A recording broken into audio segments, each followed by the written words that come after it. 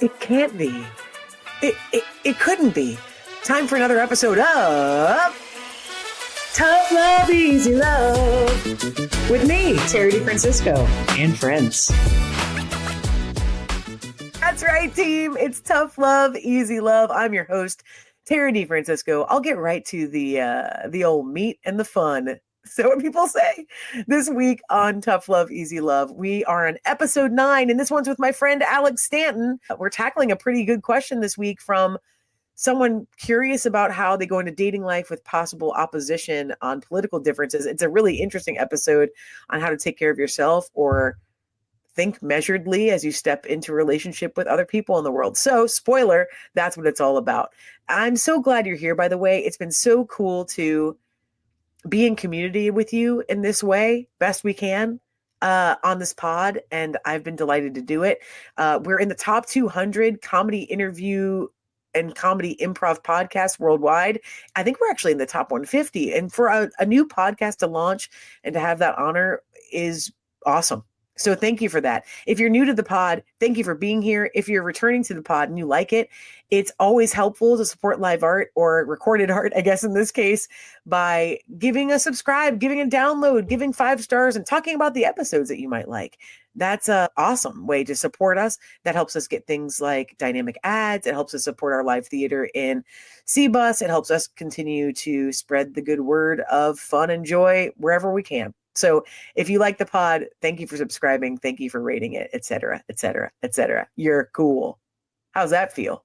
What can I tell you about how you can join the lovely ranks of question askers on this pod? Well, thanks for asking. I'm going to go ahead and tell you how. To submit a question, you can go to our Instagram. That's at Tough Love, Easy Love on Instagram. Again, Tough Love, Easy Love, all one word. I mean, is that a word? But you get it. All one phrase.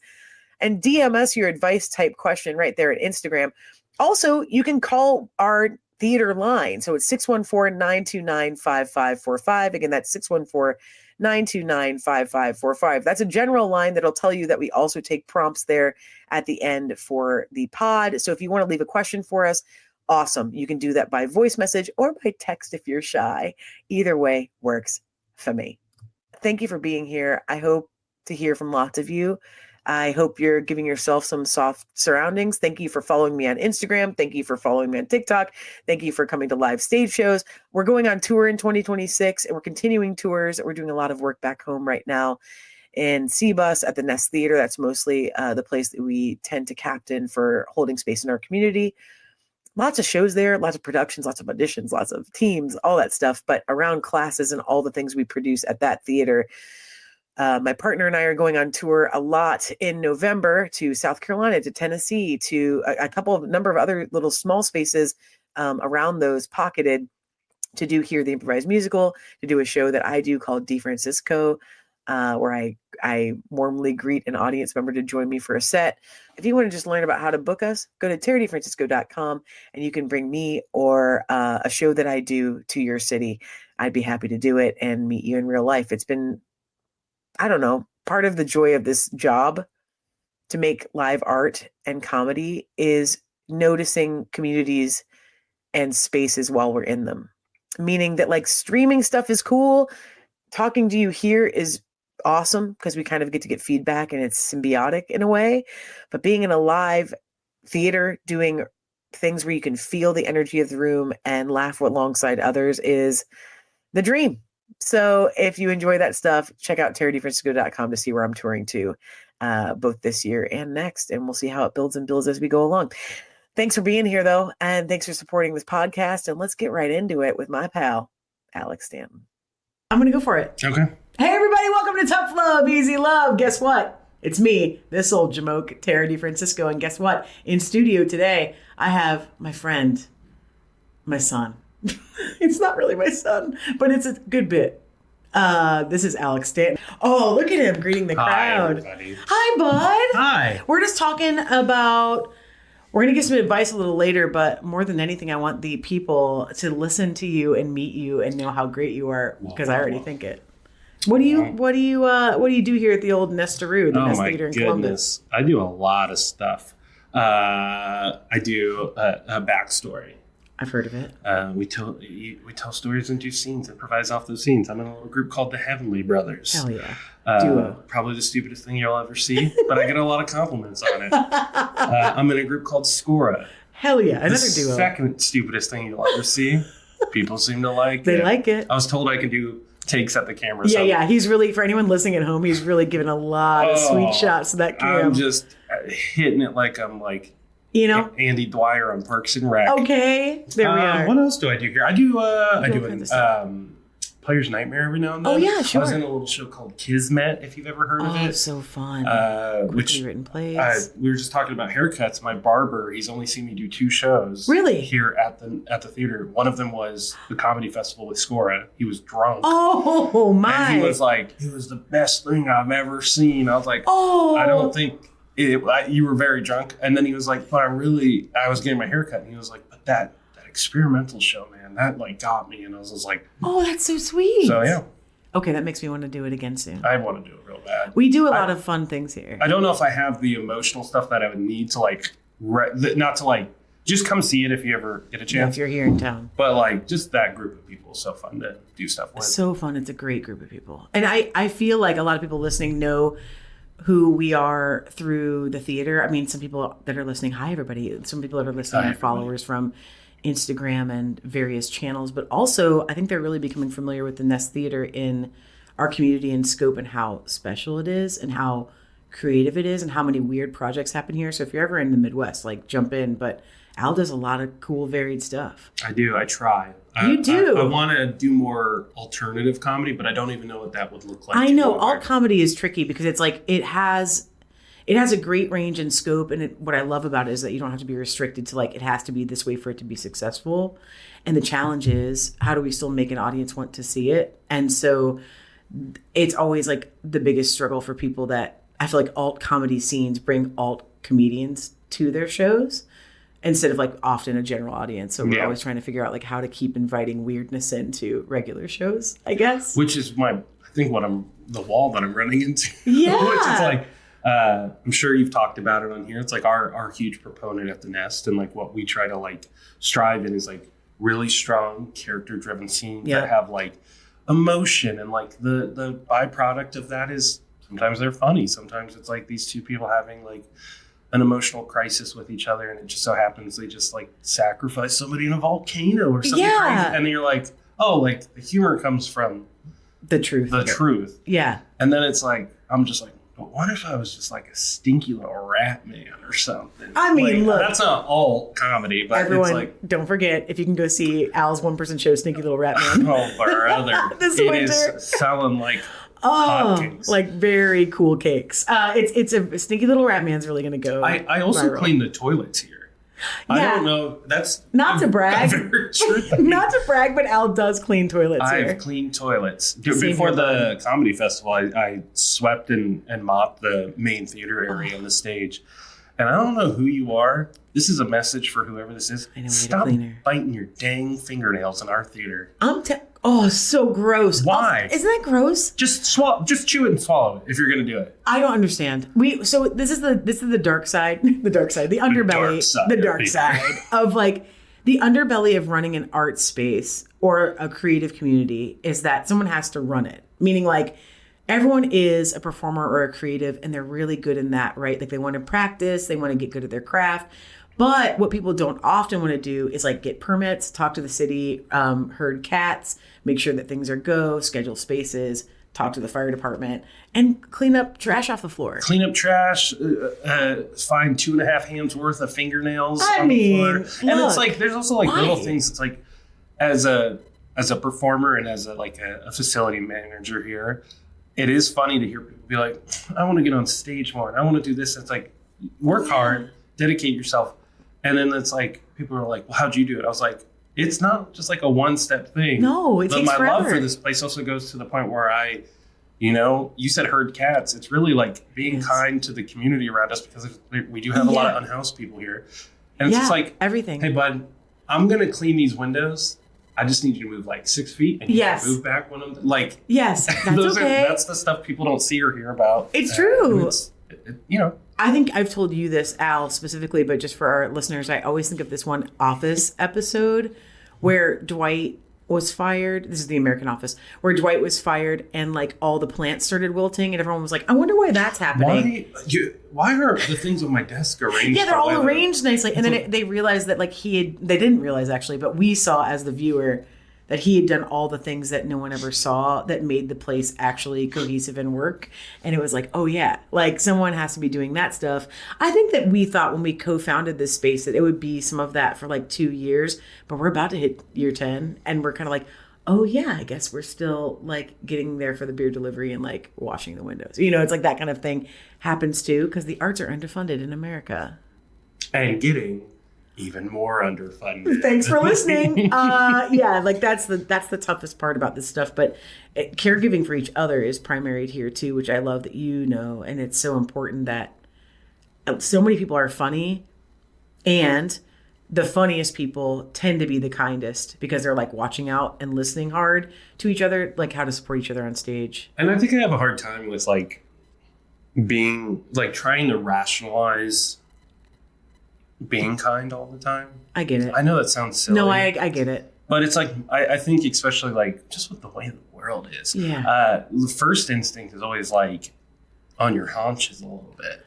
Or like, yeah. I think we're also still reeling and recovering from like the pandemic. And definitely. Like just every day waking up and there's like a new thing that like a lot of people's first reactions is defensive. Totally. And I mean, you know, the things that I've like. It's hard. Yeah, it's hard. Just like interacting with people on a day-to-day basis and like finding out somebody's upset with you because you said this or like, It's like, well, when you walked in, you didn't say hi to so-and-so. Like, yeah. It's like, you glanced at me weird. Babe, we're all here. Yeah, we're all here. I'm never going to like. We're all sacks of chemicals, just like reacting to each other all the time. Here. Just chill for a little bit. I just talked to someone about that today, that like every like weird, harsh reaction you have to most people that are not intending harm is like, you know what, fuck this guy. And it's like, that guy is representing some other guy that pissed you off like a month ago that you did not get to get every day. Are we allowed to say bad words? You can say whatever you want, bud.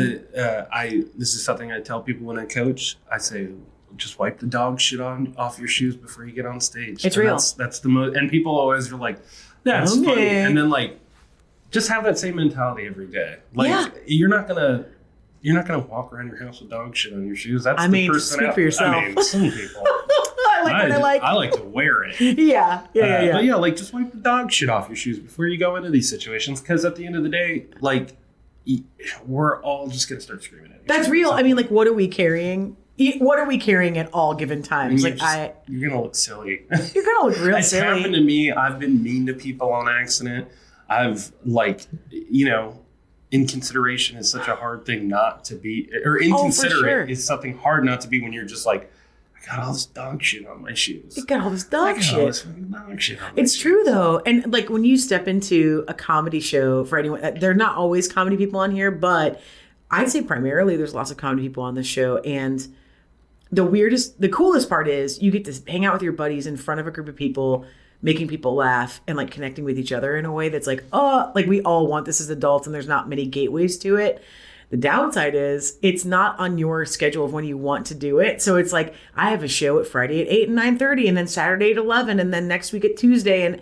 And you like might come off someday and you're like, time to make 150 people laugh that I don't know. It's weird. And then it's even worse. Like you might be having the best day of your life and you walk in and you're like, there's 6 people here. Yeah, that's true. Like and the crowd like, could affect how you. Everything you do. It's so silly, but like you're absolutely right where it's like, sometimes you just come in and you're like, I mean, I'm an actor outside of here as well. And sometimes like I had a casting director. I had to do a show like 4 hours after being told like, they just don't want a plus size guy. Oh, fuck off. And I'm like, fuck off, man. I've heard it all. I get it. I'm like a bigger guy. Yeah. But like plus size was like wild to hear. And then to like come in here and be on stage and be like, I'm not sure about this shirt. I'm not sure I hate that. Like, and then like somebody makes you like the doofus in the scene, and you're just like you want to slam your hands and be like, I'm smart actually. I'm actually smart. And I'm some people's cup of tea. I'm some people's cup of tea. It's so That's so true. Some people prefer me. Actually, some women like Some, people like it when you have a little. It's like we don't have to rationalize. We don't have to You don't have to give me this speech. Hey, I know I'm not a sports car, babe. Look, you know what I mean. Some of us. I'm built for comfort. Okay, I'm built for comfort. Some of us have to be the mystery machine. That's and I'm cozy. okay with that. It's cozy and hip. I really feel like that too. I feel like I've heard everything in the industry, and probably lots of people listening don't know this about my history, but I've been through the ringer of just like wild rides. This is such an aside. I love talking about you to people when they don't. I'm my like, God, I don't think Al. you realize who the hell she is. Oh, stop. That's insane. I mean, I'm just a ding dong is what it is. But truly, I've been through, and so I think I realized this more as an adult later here in Ohio, that like, people are like, what? Like when I'm like, oh yeah, I guess I was in the room with Chuck Lorre or like whatever. I don't remember these parts of my life until I see them on like a documentary, and I'm like, oh yeah, like I guess. Oh. Things like that. There's little things popping up now. I like the more and more I don't get stuff, the more and more I'm seeing stuff that I've auditioned for. This is like another huge aside. I auditioned for a movie like 2 years ago, and they're like, yeah, there's like new actor. It's probably 3 years ago now. And they're like, there's this new young actor. He's really coming up. Yeah. He's about to be in a biopic. So like, we think the movie's going to get like even more money. Yeah. I auditioned. They're like, are you cool with like shaving your head into a mohawk? You're like, yeah, I'll do it. Yeah, whatever, man. I'll do it. I auditioned, went through like a couple different like, callbacks. Didn't get it. I was like, whatever. You're like, no big deal. Yeah, things happen. And then I was just like, I wonder what happened with this movie. And I Google it, and it was called Caught Stealing, starring Austin Butler.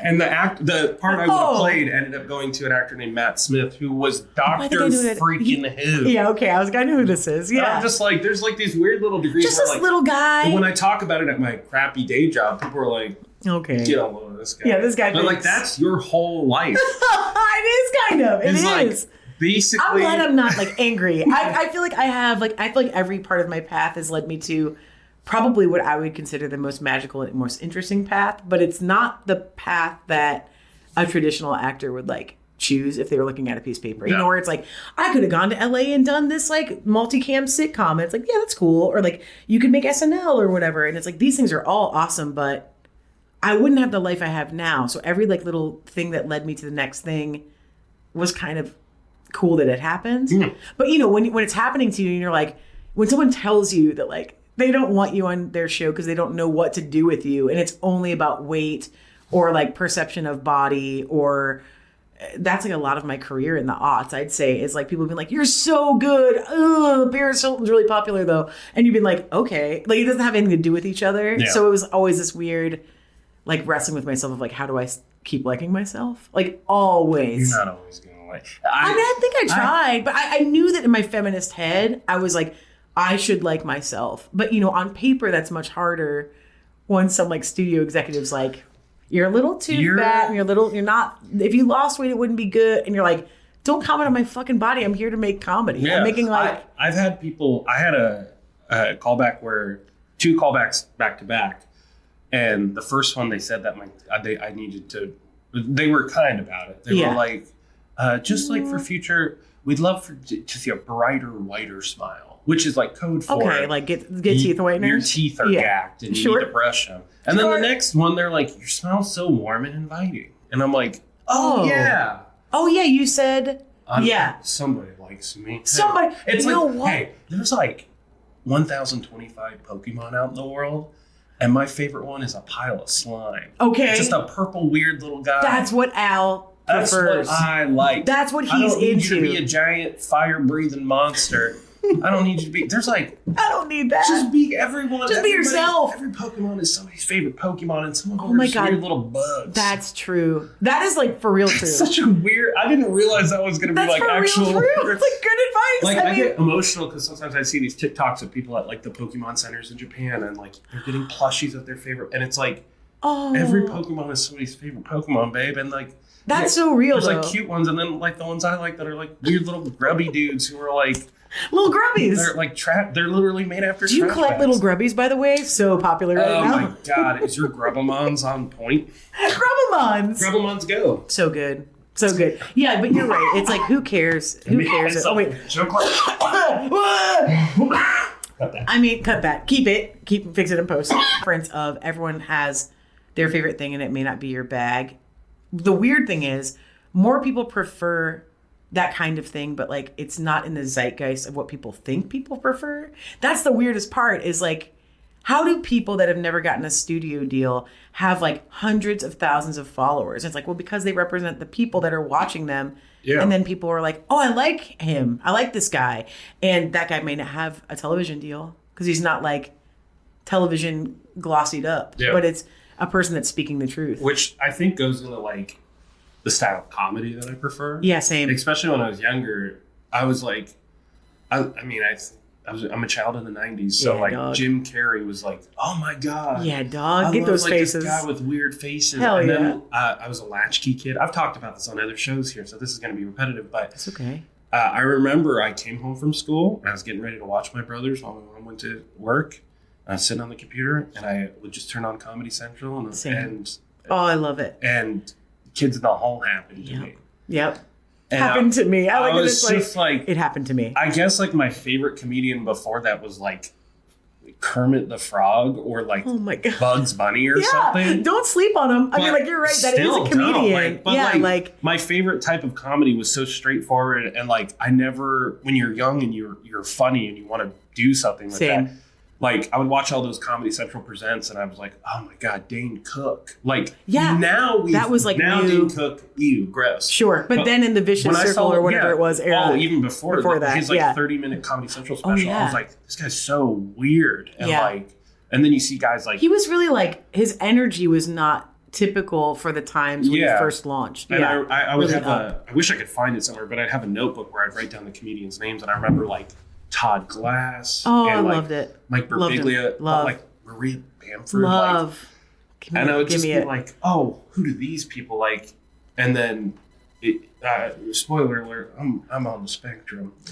And I wish somebody would have told me back then because I went from being just like this random kid who like, liked stuff. Like your general amalgamation of like kid stuff to being like, hell yeah.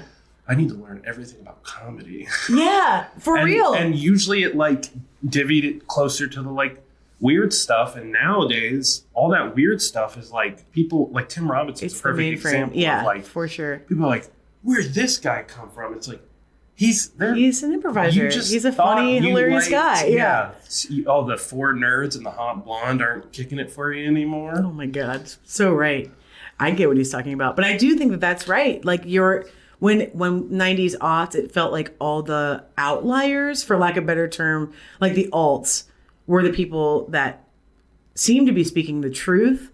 And then those truth tellers got popular. And it was like, oh, they're actually like kind of what we prefer is people sharing the human experience in a comedy setting. Like that's what we want. It's so cool to be, I just turned 33 and most of my life, not even adult life, most of my life has been watching Bob Odenkirk on TV. Oh, for sure. And like, going from like this guy who I was like, I'm gonna get in trouble watching this. Yeah. To like, he's like nominated for awards. Exactly. Like, wild. And like in various mediums where he was that, like, I feel like when we had just gotten to Chicago, my partner and I, when we had just gotten to Chicago, he was gone, but he had been there and he was known as a weird alt comic that people liked a lot. Like he wrote prolifically. He was funny. He did like these small shows in black box cabarets where like they would be like half nude and like do weird shit all the time. And it was like, yeah, this is what people are hungry for, is more that like stretches the brain instead of just kind of a hero's journey sitcom or something. You know, he knew what he wanted to play with. And then he became an Emmy award winner? Question mark? I don't know, but I don't think he ever won anything, which is crazy. That's wild. Like Mr. Show and Better Call Saul and Breaking Bad and Nobody and all the things that he's turned into now is like wild. But I just said that about like the weird guys, but then I think like this is so cheesy talking about comedy, but like Steve Martin was like the perfect example of like absurdity in a time where like Watergate was happening in like, Vietnam, and people are like, exactly, we're not sure what to feel. Like it was so regimented. Like, I'm gonna tell you it's okay that like, it's funny when like silly stuff happens. So he was like the ultimate silly in a time of like very low silliness, or there was a lot of very regimented stand-ups at that time, and maybe the Smothers Brothers sort of then too, of like pushing the envelope, but still in in a traditional television show. But Steve Martin comes around and is like physical and like making up songs and putting an arrow through his head. Doing nothing. Just doing nothing. If you watch Happy Feet now, if you're in a bad mood, I'm not going to cheer you up. But thinking about doing it, you're like, damn, that's pretty good. Stupid. Yeah, it's pretty dumb. So good. Yeah. And then you think about, like, then you learn about who Steve Martin is in real life, and you're like, oh, of course. He's quiet and Picasso. But that's also another lovely thing too, where people are not always what they are off stage. Like they find this like other rung of themselves when they step in front of a crowd. That's us, baby. That's us. Because I feel like we are willing to make real, rich, deep conversations. And then when you get on stage, you want to alleviate the tension of the pain that people are feeling. So you're just like willing to do anything. I mean, any like physical comedy, mental gymnastics, like connection stuff. It's like whatever's fine. And it's weird because I always end up, I've gotten in trouble for this before, but I tend to go a little more like, I want to be like Andy Kaufman, or I'm like, I'm going to treat this audience like my little sibling. I'm going to be a little like, I'm going to go and for it. then you get off stage, you're like, wow, that felt great. And somebody's like, wow, you kind of like, you hurt my feelings. Who were you out there? And you're like, oh yeah, like, I guess like, this is the old standby. It's like, don't mistake the characters that somebody plays with the character of the person. And then it's just like, like, I guess I gotta like, scale back. Yeah. I mean, what I love about you though is like truthiness isn't scary to you. And I think that that's sort of what is really lovely in my Chicago ethos of like coming up at a really important time in Chicago in improvisation. It was like, if you can tell the truth on stage, that is the funniest thing you can do, because people are really like, paying attention, and they know that you're calling out the insanity of like everyday life. That's the funniest stuff there is. Yeah. It's the best. I think the biggest compliment is always like, well, number one, it's like, I can't believe where you guys come up with this stuff. Oh gosh. Or like playing a character and then somebody's like, man, I have a coworker who's just like that. You and you're really like, handed it to Brandon. The way that he does that. And you're like, that's always so funny because like that person gets to go home. And this is just like forever the most awkward thing is like trying to retell an improv scene. Oh, it's the worst. Because you're like, okay, so like our apologies. I was a guy who had like 15 minutes left to live, and like I wasted the whole time by talking about like the specificity of like, you know, the sound requirements on the TV or something stupid, and like it's not funny. It doesn't read. But like it that doesn't person track. gets to go home and talk with their partner and be like, I'm telling you, every time so and so does this at work, it's exactly what that. Right. I performed up in Cleveland, and some guy came up to it was a score show, and he goes, I just got to tell you guys, when you were holding that cigarette, that's how people hold cigarettes. Real. And I was just like, that's what that man took away from this like character-driven show. He's like, you were so in it with that cigarette. That's so. It makes my heart like I know it's so silly, but the things we throw away, especially in an ethereal art form where it's like it's gone the minute it's over for the most part, unless it's recorded, which is rare. It's like it's this like it goes away. It's ephemeral. It's gone. You know. So when the thing is gone and someone remembers anything that you did, you're like, that's what you remembered? Like, what is it? Or like, people will come up to me quite a bit and like quote things I did in a Herald show or a sketch show, but often they'll like sing back a song to me that I sang in a musical improv show. And I'll be like, I don't know it, but I love that you know it. And they're like, how do you not know? But, you know, because you're just like constantly cranking. Yeah, you're cranking like material out. But it's so fun to see who's affected by what and why that. I wish I was more approachable, because I think I give off like not a resting bitch face, but like very much like big, like cool big brother. Yeah, not sure. Cool, not cool. No. But keep that in. Keep that in. Like big brother energy. Like if your friends came over, it's like, don't touch the root beers in the fridge. Those are my brothers. And he'll whoop my ass. Yeah, and they'll be like, I would never. I give that energy off, and maybe I'm a little more opinionative, but like. The Heavenly Brothers, a while ago we used to just do.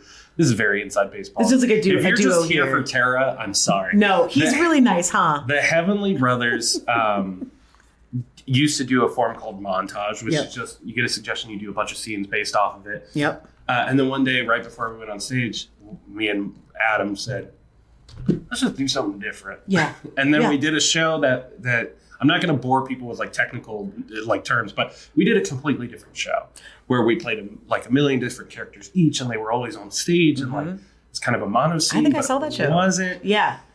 And the amount of people that go up to Adam to be like, oh, when did you what guys? was and that? Like Rance texted me. He was like, what did you guys do? Our level 3 is like, our level 3 went crazy. Like one of our classes saw their show and they were like, what were they doing? What was that form? And they were like, we were just staying present with each other and playing around. We just made it up. Yeah. Everything's improv if you try hard. Everything's improv. And the fun thing is that you have all these tools in your tool belt. So when you feel really like you understand everything, you can put it down and then just take what you want for the night, which is, it's cool. Like you don't have to have like some restrictive form. I really like, I don't want to in the sense of like, I'm not attempting it, but like musical like stuff just sounds funny to do one night without telling people that's what we're got it. Do. Like just to see if you can. Or like it's I have this, I just stupid stuff like that where it's just like why not? Why not just do the whole one man show of the Phantom of the Opera where I play every character? Who's coming to Shady Little Rat Boy? What was his name? I don't know, something like that. Greasy Little Rat Guy. That's what that show is. Working title. Yeah. I play every character in the Phantom of the Opera. Just relax. 2.5 hours, no intermission. Relax. Everyone's signing up to see it. You got it. So anyway, that's Al. Let's do it. I really love that you notice that people take in shows like that. And I think that one of my favorite things that ever happened, Al, I don't know if you know this story. When I was in Chicago and Rance and I did a Here, the improvised musical. We did a show. Relax. We were doing a show at IO Chicago. And we thought it was a really beautiful, fun show. It was very, it was, I would say, an average good show to us. And we did this one scene where a little girl, like, was drawing, like, with Crayolas and her dad. And her dad was asking her big questions. And she was kind of like, well, you should do it. Actually, your passion is and you should follow your heart. And we didn't really think much about it. And then on Monday, someone wrote the office trying to find Rance and I and was like, I need to talk to them. You can pass this along or you can give it to me or whatever, their emails or whatever. And he wrote us an email that was like, your show made me quit my job. Oh my God. And we were like, oh, liable. No, but we were like, oh my God, what happened? And he said, I watched that show and I realized that my kids had been begging me to make a change for a long time. And because he played a child and a father that was like, how much of your life are you missing? He went home and like was like, this is my 2-week term. I'm leaving. And he left his job and he like fell in love with his life, like fully and completely, and walked away. And we were like, that was an improv show. So don't like sleep on. It seems silly and it is, but it's also that you're able to say these benchmark sort of messages that are more compact. So they like pack a bigger punch sometimes because they're like not you saying it. It's like a character that's exemplifying what it could be like if you X, and then people would be like, oh my God, that's me. Like they see themselves in the show. This has only happened a handful of times where like a stranger has approached me outside of the theater. And it feels strange to talk about because it's not just you that they saw. They saw a team or a duo. But this is crazy. I had actually just done an escape room with you. Yeah. Like 2 hours prior. Yeah. And then after I went to a birthday party for my partner's nephew. And while I was waiting for her to come back with drinks, I was standing there and a woman said, are you the comedy guy? And then she explained like she didn't like the first 2 things she saw on the night. Yeah. She was getting ready to festival. leave. And she was like, and I didn't know I was on a date. I just broken up. Me and my husband just separated and a coworker invited me out and all this stuff. And she's like, and I didn't know that's what he wanted. So I wasn't in the mood. And like, she was just explaining like, and then she saw Candace and I in a scene where we were breaking up, but we like were so amicable in the breakup. And she was God. Just like, that's what she needed. And I just kind of like relaxed and I had fun the rest of the night. And I was just like, oh shit. And and my partner walked up and the woman said, I just wanted to say thank you. And like, it was so fun. And like, I went home and I was in a better mood than I thought I was going to be. And I was just like, and how brave of her to say that she liked it. Like that could have passed and she could have thought it and never told you. And it's like one of the only times a stranger has ever come up to me to say that. And my partner, and it's huge. Yeah. And I was just like, you don't even realize like I was just here an hour ago with some of the funniest people on the planet. And like, it feels weird to be singled out or it feels weird for somebody to have to like, feel like they have to tell. This is like, I don't know how much time we have because I feel like we're running long, but I have to house manage in like 45 minutes. It's true. He does work here. This is so like, you probably don't remember this because it was 2019. It's like level 2 or 3. I was in a scene with, also shout out Candace. Yeah. So fun. That score set, I remember it. It was so much fun. And the fact that it means a lot as a person who we all secretly want validation, but we're going to push it away. Yeah. It was very exciting for like 5 minutes to feel like little famous. Yeah. So shout out Candace. Shout out that woman. Level 3, we were doing one-on-one scenes. And it was me and Katie Race. And we were playing... I know you don't remember. They had a this, great level 1. They had a great level 1 class. We were a couple breaking up, separating our things. And you kept saying to us, like, don't fight. Like, stop fighting. That sounds like a thing I'm doing one. Yeah. You know, we're like splitting the room with tape and like we're trying to be funny. And then you're like, guys, stop fighting. Stop trying to, like, we know you're breaking up. You're creating a conflict. What if you aren't? Yeah, so I said something about like, let's get some, I was like, are you hungry? I'm going to get something to eat. And Katie was like, no, I don't want anything. I was like, I'll get a pizza. Let's just split a pizza. And you like, I know you don't remember this, but you were like misty-eyed. And this is like, familiar, actually. You were like, believe it or not. I just want to say the fact that you guys are breaking up. Yeah. And then you still feed each other. But not only that, but like, you're caretaking. A thing that you can watch like disappear and be like a diagram of like each other. And I was just like, and isn't that way more real? I was like, what the hell? I didn't even like, I just said pizza because like, you don't stop loving somebody when you break up and like all these things. So like, but that's the most truthful thing you said in the scene, right? Is that like we have these sitcom, for anyone that doesn't do improvisation that listens to this, it's like there's this challenge in improvisation versus sketch writing because you have these story arcs that have existed in your head since you were born because you've grown up on sitcoms. So you have this 22-minute like, here's where the problem should be, here's how they resolve it, here's how they reset and restart again, or like whatever the case may be. And sometimes you're like, wow, I've seen that story a million times. Yeah. What about the story I never see, which is the real one, which is like when you're breaking up with someone, you realize all of a sudden when you're separating your shit, it's 11:30 and you both haven't eaten. You haven't eaten. Or so you're kind of like, I guess, I still want you to feel okay. Yeah.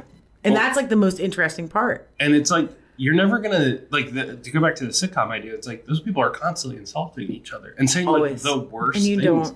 And you would never say that to somebody. It has to be so god awful for it to get to that point in a real time relationship. Yeah. That like in regular time you're just kind of like, I wish you well and this sucks. It's like the actual feeling. That's it. But also like it's because that goes back to the idea of like wanting to do alt comedy is like you try it on stage and it doesn't work. Yeah. And you do something like personal, real, and it's the biggest laugh you've ever gotten. And it's the most you'll ever get complimented on it. Yep. It's the best you'll ever feel coming off stage. Exactly. Because at the end of the day, exactly, like, people are coming just to see. If your friends come to see you, they're going to get the bonus thing of other like people. Your other friends. Yeah, exactly. And the funniest people. And the funniest people that they'll never like even think to Google. It's like they're just very good at everything they do. Yours is a little different because a lot of your friends are famous. Relax. Rance Rizzuto, you ever? I mean, look him up. He's very good. Al, this is fun. I could do this all day. Man. Suck on that. But we're going to go to our question. Do you know how this works? I don't. Ooh, okay, so here's the deal. Tough Love, Easy Love, this show that you're on is half chatting. And some of my followers and people that are managing our team were like, I think they want you to do an advice type show. Here's the trick. I don't love giving advice unless I'm directly asked for it. So I don't like to just offer advice. I feel like it's too, like, let people live. Anyway, that said, I have two versions of me. Al knows this quite well. Two versions of me are this. One, it's the majority, and that is a soft, supportive, bohemian sweetheart that wants everyone to feel good. The other part of me is the sports playing coached person that has a tiny little basketball coach in her that's like, fuck you, rub some dirt on it. And here's like, it's like probably 25% of me that often yells for the thing. So I'm going to give you a question from one of our followers or listeners, and we get to first answer it with Easy Love, which is kind surroundings, the soft version. And then we answer it with Tough Love. And then we decide if there's a winner. Okay. Or if it's like one feels better than the other. Yeah. Okay, wait. I'm going to put my glasses on. Okay. Because Mima needs her peeps. Okay, here we go. Putting on the coolest glasses you could put on after saying Mima needs her Mima needs her peeps. Okay, so here we go. Okay, you have a good one. I think this one just came in today. Okay. From Stephanie. What up, online. Stephanie? What up, Stephanie? PH or? PH. Yeah, thanks for asking. Important. It's really important. Is it worth it to even attempt to date someone whose political beliefs are different or the complete opposite of mine? This is quite a time, isn't it, to answer this question? I mean, I've been thinking about this so much anyway because the year has been so wild. The week has been wild. I mean, the week has been wild. We're recording this. Not to say anything. Yeah. But you'll know. It's evergreen. Like, I'm sure this is like an evergreen time that you could be listening. But I bet it's a pretty easy timestamp in 2025 to be like, wow, what a wild year. You could probably figure out a number of things that would be enough for us to be reactive to. And I think The easy love one here for me is going to be the harder one. I know it already by just hearing the question. Yeah. Tough love is Don't do it. Do easy love first. Okay, easy love for me. Oh, man. You're right. It is going to be hard. See? I think, without saying political parties or anything like that, there is a very hard line that defines politics. Well said. If I doubt, Stephanie, you're the one that's on the side that isn't for human rights or whatever you might say. I think that Stephanie noted that she was a lifelong liberal in her in the positing of the question. I would say there's a part of you that realizes we all are just people. Sure. And some people are raised different, and we're kind of set in our ways. But at the end of the day, I call it the Pitbull mentality. Like Pitbull the singer? Yes. Or the dog? Ballet. Mr. Worldwide? Mr. Worldwide. Got it. I think we all look at like those videos of like Pitbulls it's like it bit a kid. Yeah. It's like, yeah, but I'm not getting the full picture. Yeah. Like, did it bite the kid because the kid was like tugging out its tail? Yeah. Did it bite the kid because it's been trained to fight? Because it's been trained to fight. Did it bite the kid because nobody ever taught it not to bite the kid? And we always put that mentality all like we try to like mask that onto people of like, yeah, maybe, but like at the end of the day, there's a difference between being raised a certain way and then being staunch in your beliefs. Yes.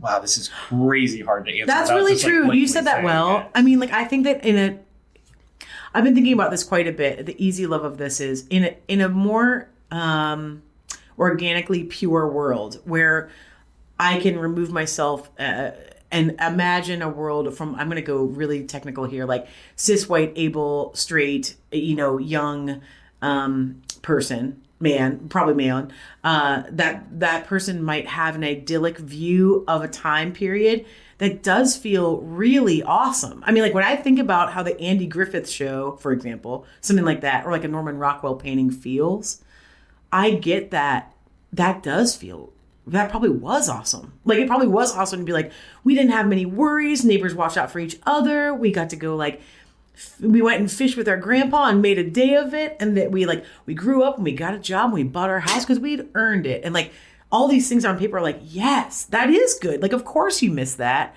And then like the only response I have to that is like, but no one else had that. So like, but I still can like open my heart this much to say, I get why you probably think this was like perfect America or perfect wherever you might be, but like perfect land where like we all had a simpler time. And it's like, well, some of you did. It's yeah. So I get where the nostalgia comes from for a life that maybe not all of us got to squeak in. And that is a very, I think, kind way to look at like, I don't want to say opposition but like, yeah, some people are probably raised with the attitude and mentality. I would say if it's going to put you in a situation around topics and people that are going to do more harm for your, not even just physically, but like your psyche and like, it's the doom scrolling aspect of life, but now amplified by 10. Yes. Listen, if it's going to do more harm to you, babe, get out of there. Run. I mean, if you have to explain why you think somebody has the right to exist, why somebody has the right for their attitude and ideology, then you don't need to explain that. That's okay. That's okay. And that's like, this is the toughest love, easiest one I've ever seen, because my answer is no. Absolutely fucking not. Yeah, and I don't even like have any pulled punches on that. The only pulled punch I have is the beginning where I was like, I get where it's coming from. I can see the origin story of why you think you could, or you want to be open or something, like you want to be open, but like racism's not an opinion. Like things aren't like, some things aren't chill. It's not like we don't agree on the same hot pocket to have. This isn't that. It's like, so I think that when we get to the other point of even just basics, here's the thing. If I didn't match my political ideology, assuming the political is personal and the personal is political, which I remember hearing that phrase like way back and being like, I don't know if I totally get this. Like when I was like a teenager, and now I'm like, yeah, every choice that affects me is a political choice. And even if I don't want to take interest in politics, I can't opt out, or it's like going to be made for me. So like, I just think about how, let's say you start dating somebody, a person, they're charming, they're like interesting, they're magnanimous, and then you talk about anything and you disagree and it's bad. It's like something very bad. Yeah. And what are you going to do then next? Be like, what do you want for dinner? Because if you can do that, to me, that's not a relationship. That's dissociation. That's what happened in the 50s and 60s. I agree. And that's why so many people grew up with parents who were so hateful. And refused to do anything about it because the mom, or typically. Yeah, then especially. It's going to be typically the female person in the relationship just had to shut up and take it. Exactly. I mean, think about like women not even having credit to leave a marriage till 77 or something. I don't know. This is so crazy to like talk about. But when I've mentioned I'm like on the spectrum, and I started learning about, one day I was having a conversation with some old coworkers and we were talking about X-Men. Yeah. And we're just talking about X-Men and facts. And this older guy in the room was like, who's the 12th president? And none of us could name the 12th and you were like, and I know who Magneto is. Yeah, Magneto. Actually, I've got this. Yeah. And it made me feel silly because I was like, I don't even know why there are two parties and not more. Like, when I went and started learning, my partner got scared because the area that I like took such an interest in was Theodore Roosevelt, who is the Republican. Yeah, but it's a different kind. The breed is different. And then I started learning, it was like, oh, he made his own party, and it was the first party to let people of color and women vote and all this stuff. And it's like, I think there's this weird, this is a little more easy love than tough love at this point. It's this weird thing of like, the attitude is like, you remember when John McCain and Barack Obama were like friendly? Yeah. And people didn't. That wasn't that long ago. We're not talking about that attitude where we're not there right now. My mom's a Democrat, my dad's a Republican, and we have some dinner fights. They're crazy. Now it's people standing over each other at voting booths to make sure their partners vote the right way. Exactly. It's terrifying. Hatred masked as ideology and. If that's the person that you're going after, Stephanie, I just want to know, how did you meet this person? No, I think I know you can't respond, but like, right. I think her debate is, should I allow more people in this ring than the people I already have dated that are like me? And I think that challenge is like, woof. Like, I don't know. I guess I just don't know how you would ever get past a certain kind of conversation. Stephanie, have you ever been cut off in traffic? And it was that person's fault. Like, they fully didn't use their blinker. They swerved in front of you. And you're like, I'm going to fucking give this person. And then you pull up, and it's the most handsome man you've ever seen. Oh, my God. What a great comparison. Guess what? They still fucking cut you off. They still put your life at risk. Yeah. They still thought that you existing was of less interest to them. Yeah. And then when you put it in that small microcosm, you're like, if my partner, when we first started dating, I thought she was very religious. And then we started, not to bring religion into it, but I think that does have a place. Yeah. I've never been religious just because of how I was raised. And then like, as we started getting into the years, I was always scared that I was going to become more religious. And it was the complete opposite, where like, she's kind of fallen, not even kind of, she's fully out of it. And it's just, she was like, the thing that I don't like the idea of myself, which is such a weird thing to say. That's an incredible quote. You know what I mean? Like, I don't like who I am. Yeah. I know who I am when I'm alone. I know the thoughts I have. But it's like, she's like, well, you've always, like, you've never treated me poorly. And you've never needed that to tell you to treat me good. So I would say, you don't put yourself in a situation where you're going to have to explain to yourself why something's happening. Yeah, or apologize to yourself 10 years later for being trapped in a thing that you should have never entered. And the toughest love is, why the fuck would you ever put yourself in a situation where you would have to explain basic human decency to somebody? I agree. And that can go willingly every night. Yeah. Yeah. I think it's just so silly that that has to be a question now. Yeah. I agree. And I used to have this like talk with my parents way back when of like, having a different idea about how taxes should be spent is different than, does someone have the right to exist? Do people have a right to exist? Is it okay for female bodied people have rights to their own body And choices. Yeah, autonomy. It's kind of crazy, like, to sit down and I think one day me and my partner kind of like had to check each other a little bit. This was early. I've been with her for 15 a long time, years. yeah. So it's like, at one point in time, we did have to like sit down and kind of like check each other, because there's a difference between, like, I had a cool little coworker at one point in time who, one of my coworkers is non-binary, and he made a comment about them about, you know, their dad. He misgendered this person in this statement. Their dad was in the military. Like, could you imagine fighting in the military and your kid ending up like that? And I was like, hey man, that's why their dad did that. So his kid can have the right to do whatever. That's exactly right. He was quiet for 5 minutes. I've never thought about freedom. And then we were on a car ride to an event for work, and he goes, you know what, you're fucking right, and I'm going to shut up about it. And I think that's what Stephanie wants, is to be the person be a catalyst. That's like, I made somebody feel something in a positive direction. Yeah. Which is exactly what we're talking about. That's what we're about improv. What you were just saying with the shows. We're so on our haunches that the second that you feel good, you feel like fucking Santa Claus or something, where you're like, oh, I brought joy to somebody. I know. I was able to do this thing.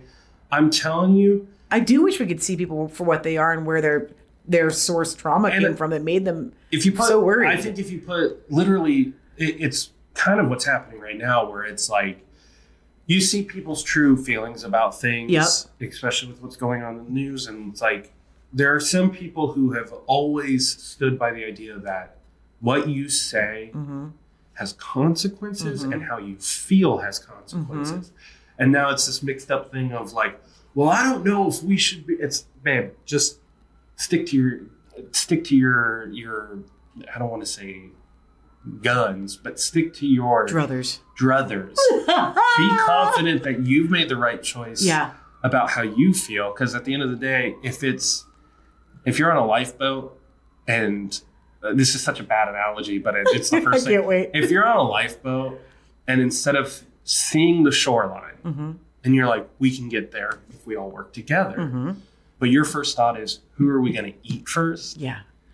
You haven't even left the heart. You're not even hungry yet? What are you doing? You just want to maybe eat somebody? So why do you think you, Stephanie, you beautiful soul, why do you think you have to change somebody's mind about who you're going to eat first? And being like, if we all paddle together, we'll be fine. Instead of, well, eventually we're going to be hungry, so somebody's got to get eaten. Yeah. That's right.